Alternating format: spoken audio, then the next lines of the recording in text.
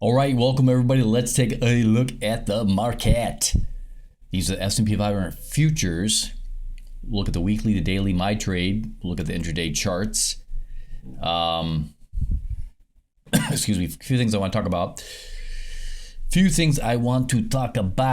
First of all, Texas is in a massive heat wave. Can you believe it? Today is Texas in a massive heat wave, and today I think is February? It's something February 26th, folks. Normally we're in a deep freeze this time of year in most of the United States of America, but here in Texas today, where I'm at, is 90 degrees, 90 Fahrenheit. This is 27C, 28C, I don't know, somewhere up in that area. And tomorrow it's gonna be 93 degrees here, and there's a town not too far from, I shouldn't say it's close, but there's a border town south of me, Del Rio, and forecast to be 98. Absolutely smoking hot. We're having record. I think we're gonna have. Pretty sure tomorrow we're gonna set some records here in Texas. Absolutely amazing. The all-time record high for Texas in the month of February, I think, is 101. But that doesn't mean there won't be some records set in some various places around Texas. You know, different towns and cities. I think we're gonna get quite a few records. And if Del Rio decides to trick the weather forecasters a little bit, you never know. Maybe we'll get a record down there, 100, 101, 102. Crazy. Absolutely just amazing. So for those who don't know, I follow and track the solar cycles very carefully. And this solar cycle, I think it's due to peak in 2025. So we're on a significantly up on the upswing part of this solar cycle, and that has a lot to do with this heat wave. There's El Nino and stuff like that going on too, but whatever. Yeah, amazing down here in Texas. While the rest of the nation is still in fairly cold weather, we're down here approaching 100 degrees. I have some people I know up in Minnesota, and they have had an extremely mild winter. I mean, usually Minnesota's deep freeze territory along the Canadian border. Nope. I mean, they didn't even get any big snow up there. They got like a little bit of snow here and there. That was about it. So a very extremely warm year here in the United States. For the members, make sure you check your email tonight, because I have a forecast for what I think tomorrow's going to do for the market. Okay, I have a pretty good sense about what the market's going to do tomorrow, or at least very, very soon. And for those that want to know what that is, you should really become a member, okay? Stick around to the end of the video, and I'll show you how to do that. Okay, because the members get a nightly email, and they get my opinion about what the market's going to do. I'm not going to reveal that here in the video, because that's for members only, okay? All right, let's get started. Here on the weekly chart, we can see today's Monday, little red candlestick, range for the week so far, 31 3/4. So obviously we're just getting started here. Got some divergence going on. Let's see, what is that? Yep, got divergence going on this week. There was divergence last week. Red divergence, right? Red, warning, red divergence. Okay, look at that over there. There was a red divergence. Now remember, this is a weekly chart. Weekly, not the daily chart. Daily chart, sometimes we get divergence go on for days and days and forever and ever and ever. And the market ignores divergence and just keeps on going and going and going. And we've had that happen on the weekly chart too. It's happened over here. You can see this. The market went nuts for a few months on end. They printed money. Whoa! And eventually it did that. All right. So anyway, just a little heads up on the divergence there. Can mean sometimes the market might change dramatically. Okay, here's some forecasting. We're going to keep an eye on this cycle. Blue one and green one down in here. If the market continues to stay strong, then the pullback going into like late March, April kind of area, it could be small rather than big. All right. So we're going to watch that. But for now, I'm not going to change this date, okay? All right, got some support on here, 49.37, 48.69. I think at some point, kids, that's right, kids out there in the old YouTube land, the old interwebs, I think these numbers on here are going to get obliterated. Okay? They're going to get crushed. These are going to get taken out. We're going to be going somewhere. Is it over here? Is it over here? Is it over here? Okay, it's going to happen. Market's going to take a big, huge dive. All right, let's look at the daily.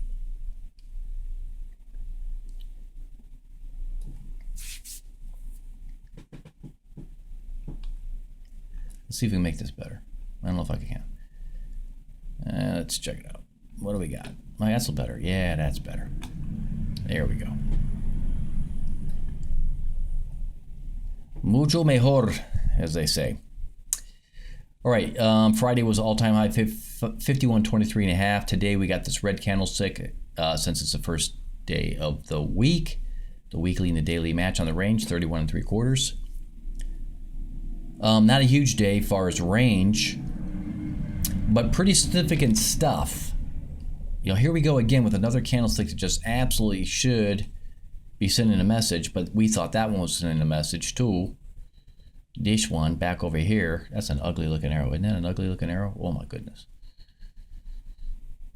And, it did send a message. Yeah, send a message. We got this big old candlestick the day after, which was 103.5 monster mash day. But it wasn't sustained, right? We can see the market stayed bullish. And kept going up. We're just kind of repeating cycle, right? You get these 2-day drop, 2-day drop, but I will say this much. There is a little bit of a behavior change maybe going on here. Yeah. There's a behavior change going on here, folks. We're going to talk about that in this video right here, right now.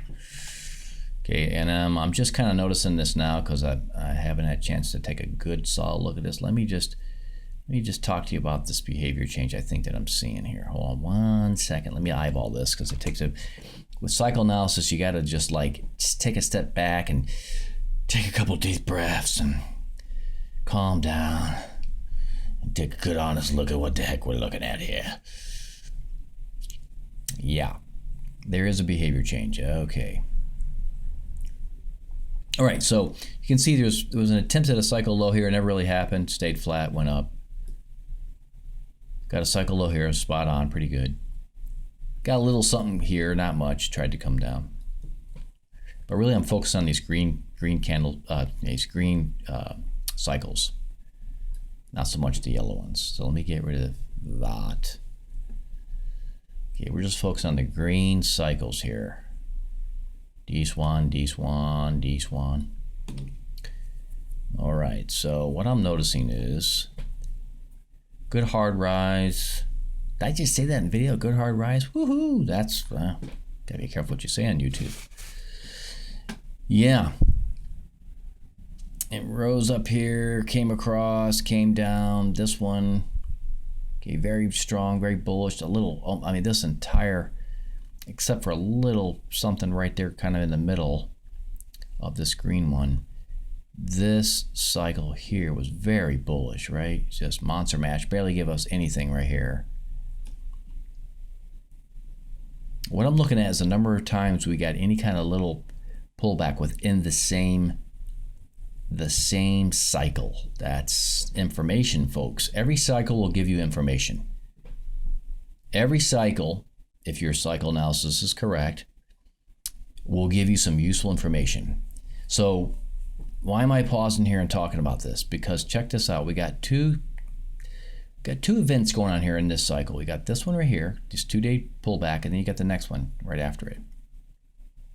See, that's a behavior change.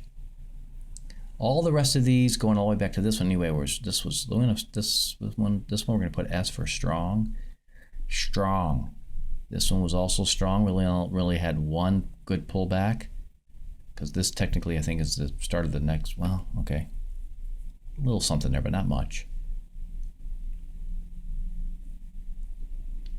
Yeah, the size of these two pullbacks within this cycle are bigger than anything else we had as far as two pullbacks in the same cycle. That's what's got my attention here. This little cluster right here, okay?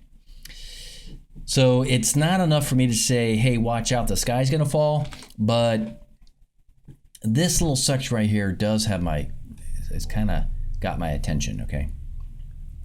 There's a little something right here that we haven't really seen in all of this. We didn't really see it in this. We definitely didn't see it there. Can I get any more? Can I get some more love here? Let's pull this back even more. Let's check it out. What about? So this one is really good. This one's super strong too. That one's even more strong, mega strong. This okay. The cycles get a little wacky here. Okay. Cycles start to fall apart back here. That's typical cycle analysis. You can't hold a cycle forever. All right, but in any case, 1, 2, 3, the 3 previous cycles, I'm kind of eyeballing this. Hard to get a feel for where that cycle was. Kind of like in there and there. Okay, this is a little something. All right, enough of the analysis on the cycle behavior. I think that this is a little sign of weakness. We'll see if it manifests into something bigger, okay? That's what I would say if you want my opinion about a message on the daily chart. There is some sign of weakness going on here. Just the amount of red days in here, kind of getting kind of choppy. All right.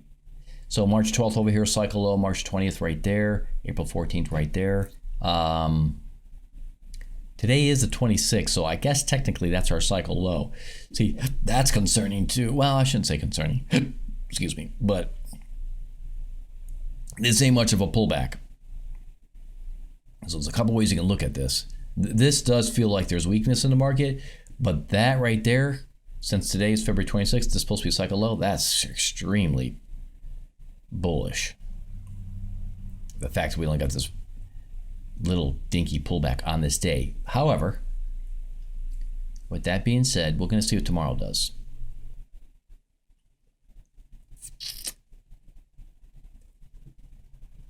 Okay, this was a 4, this was a 4. 2, 2, 2. All right. If tomorrow's a red day, that's starting to become a bit of a message. So we'll see what tomorrow brings.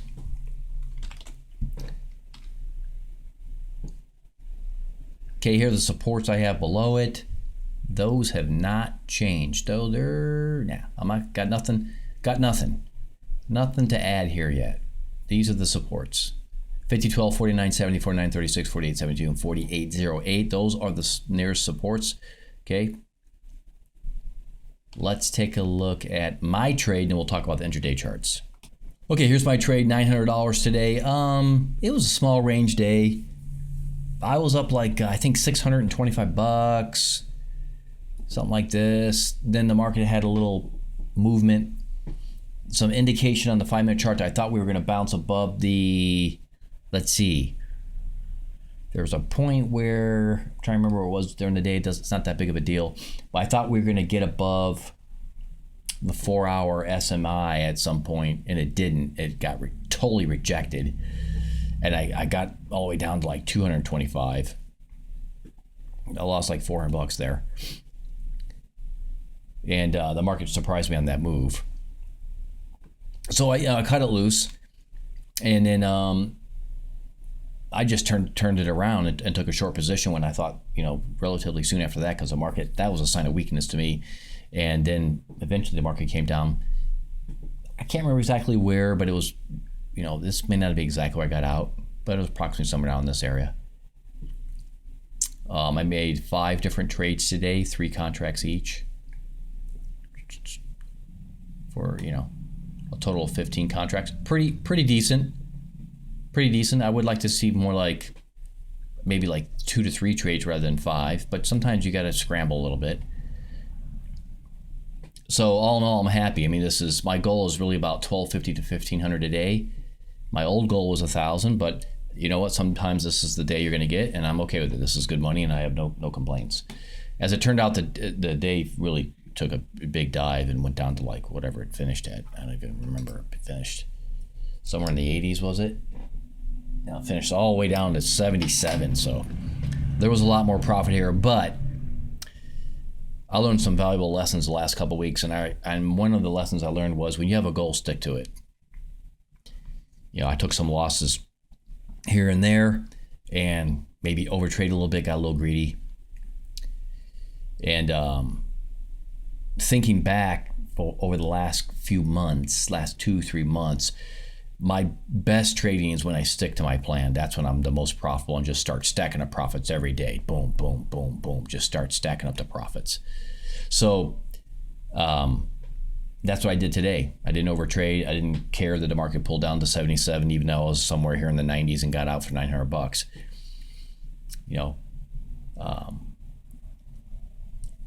So a little lesson learned there. I think that was something that gave me a little bit of a wake-up call.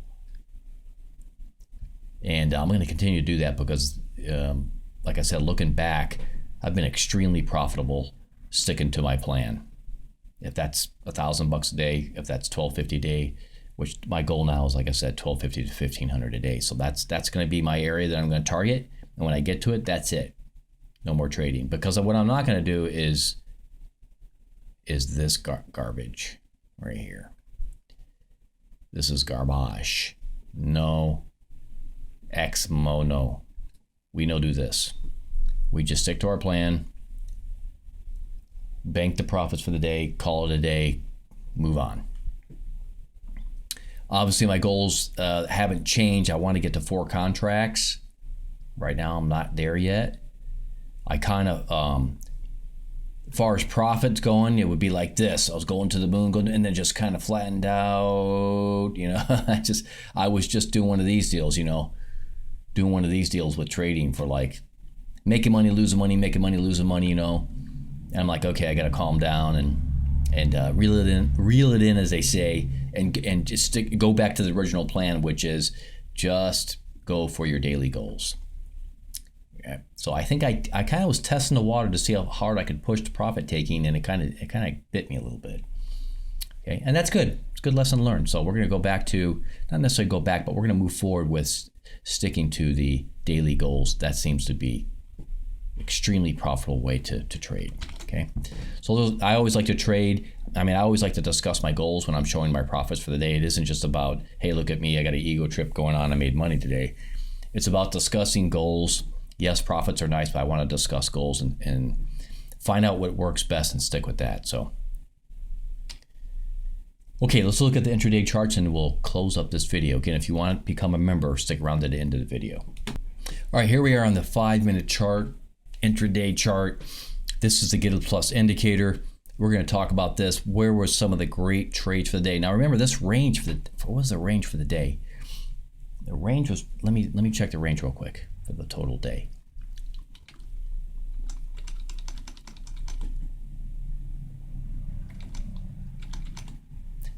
Yeah, okay, the range was 31 3/4, so fairly small day, right? Let's call it 32, right? A range of about 32, so not a really big day as far as total range up and down, right? And this was last night with the futures started trading Sunday night right over there, and this is the end of the day over here. Okay. There were some opportunities overnight. Especially right here. This was oh my gosh, what a sweet trade. Now this trade was tricky. This was at 1:40 a.m. This alert came in. You had to really wait for this whole thing to develop. It comes down and then boom, takes off, and it was a nice trade right there. Okay. That trade was tricky. It wasn't really very intuitive. Okay, but it was a big money maker. This one right here was actually much easier, I should say, to trade. This alert happened near the bottom. It goes up, bam, nice. About 3 or 4 points in the night. If you got a decent sized account, you're going to make a few $100 right here. Okay. If you got a small retail account, okay, maybe you don't trade this, maybe you do. But you could still, I don't know, maybe you make $10 here, maybe you make 20. I don't know. It's hard to say. It depends on your account size. Okay. Now pre-market, this one of all of them stood out. This was at 6:55 a.m. This is pre-market. Would be really when most people are looking to start trading. Right? Is they get up in the morning, they're looking to do some pre-market trading right here at 6:55 Texas time. This is a sweet trade, guys and gals. This one is it. This is the bread and butter right here. You get the alert, you get the purple candlestick, and this thing's off to the races. It just goes to the moon. You wait for it to do its daily, and then you get out. Right? Up here, you even got a red candlestick, and you even got the Hall moving average starts to go purple over here, or you could turn it to red if you want to. I use purple on this particular chart. Okay, and you're out. So what is the total here range? And let's see, we're looking at about about total about 8 or 9. And I like to be realistic as usual, so I think about 6 out of this is probably doable, maybe 7. Okay, 6 or 7 points out of this is probably what you could capture. Really nice trade for such a small range day. Remember, we're only talking 32 range. Okay, and this is probably about a 7-pointer. All right, so what's that? Not quite a quarter of this, but in the ballpark of that. All right, 7 times 4 is 28, 7 times 5 is 35. So somewhere between a fourth and a fifth of this total range, not bad. Somewhere between 20 and 25% of the total daily range is captured in this one trade. That's really nice. Okay. And I did some trading, I think, in this mess. Yeah. I did some trading up here in this mess. I think down into this purple, below this purple candlestick. I got some profits, I think, right in this area here. Okay. Yes, the Get Us Plus indicator came up, but I could tell based on what I was seeing on the 15-minute chart that this was not done going down, so I got into the trade right here. And you can see at the point that this came in, right? This was still above the red line. It's still making its way down. So I just got in there for let this run a little bit, and then how do I explain this? On each trade or each position you take, there should be a sense of a goal. It isn't just grab a position, hold it forever.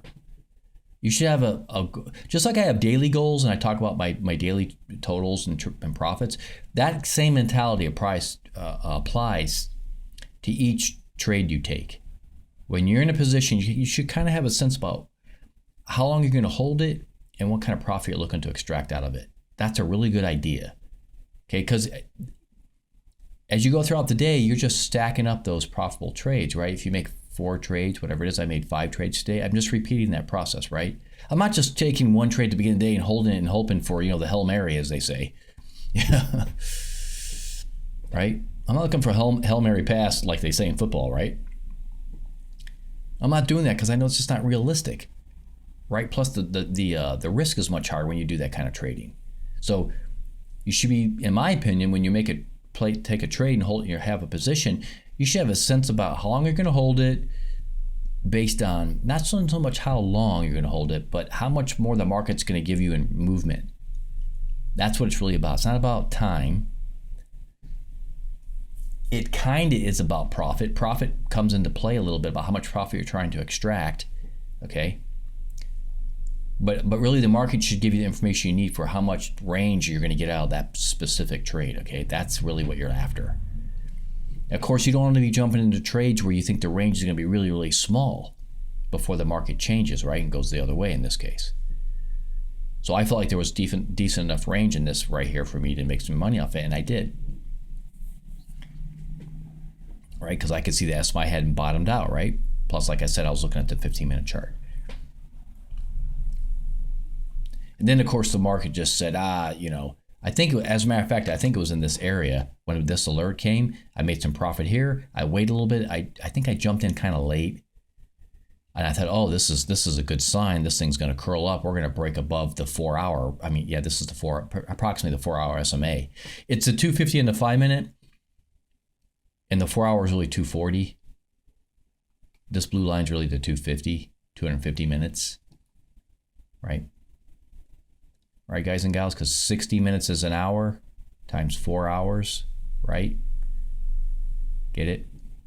That's the number of minutes. This is the number of hours. 60 times 4, 240. But this blue line's the 50, right? Just have it set as a 50.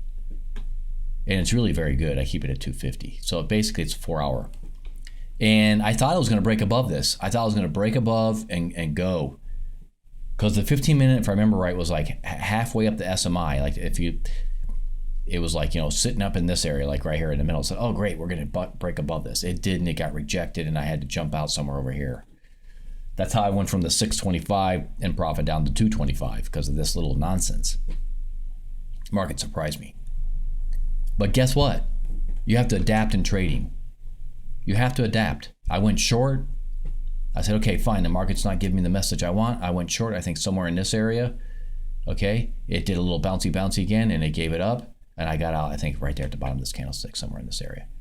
I think I got out like at 91 or something. Okay. I had my $900. I was happy. I was done. Because the other thing you got to remember when you're trading is there is a little bit of tax. Let's talk about the tax. What the heck is this guy talking about? What does Giddis talk about tax? Tax, you know what the tax is? It's on your emotions. When you're trading, there is a tax associated with your emotions, or maybe you could say with your psychology. We'll just put P for psychology because I might not spell it right in the video. All right. So that's the tax of trading. We're not talking about a financial tax, dollars and cents, right? We're talking about the emotional tax that you have when you trade, right? Everybody's got to deal with it. That's the reality of trading. A little bit of emotion creeps in there. And I had used a little bit of emotion getting rejected up there. When it rejected, I went from 625 to 225. I wasn't going to go commit, some type of weird, what did the Japanese used to do? They do suicide bombers, what they called it. I was going to go do a Japanese suicide bombing just because I lost $400 in this little pullback. Okay. I just gathered myself up and got back into the market going in the opposite direction. But there's a little bit of a tax that comes with that, right? Because all of a sudden you get this thing called, it's got a big word, it's called uncertainty. Oh my gosh, that word. Oy, oy, oy, oy, oy, right? Uncertainty creeps in. You start second guessing yourself. Horrible. Hate this. Hate it. Right? And when you get to uncertainty, guess what? It starts pressing on the emotions. And I call that a tax, kids. Right. So that's the tax that you get when you trade. The emotional part, you got to control it. A lot of people right here, when this thing, let's just say another trader, a less experienced trader, and I mean less experience in years of trading plus less experience emotionally, had the same scenario I had today. They got up here, they made $600 somewhere throughout the day. They thought this thing was going to go break above. It didn't. The market gets rejected. You know what a lot of traders would do right here? They'd stay in it and hope and hope and hope. They'd stay in it and they'd lose even more money. Okay. Or they were smart. They got out, but they wouldn't trade for the rest of the day. That's it. They're done. They can't take it. They emotionally, they've been overtaxed, right? They got overtaxed. Emotionally, they got overtaxed in this one rejection here, right?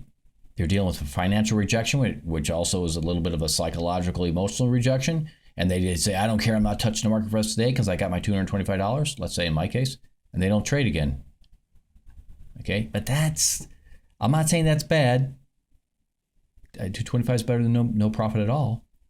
Okay. But let me just tell you something. In trading, you got to re-engage, man. Now, sometimes it'll bite you twice. And then it comes up here and breaks through anyway. And you get the double whammy, and now you're really overtaxed. Okay. But in trading, you have to re-engage because this is what traders do. Okay. So I just got a sense the market was giving me a different message, and I was right, and got the $900 and got out of there. Okay. So this is something very few people talk about: the tax that comes with trading. Okay.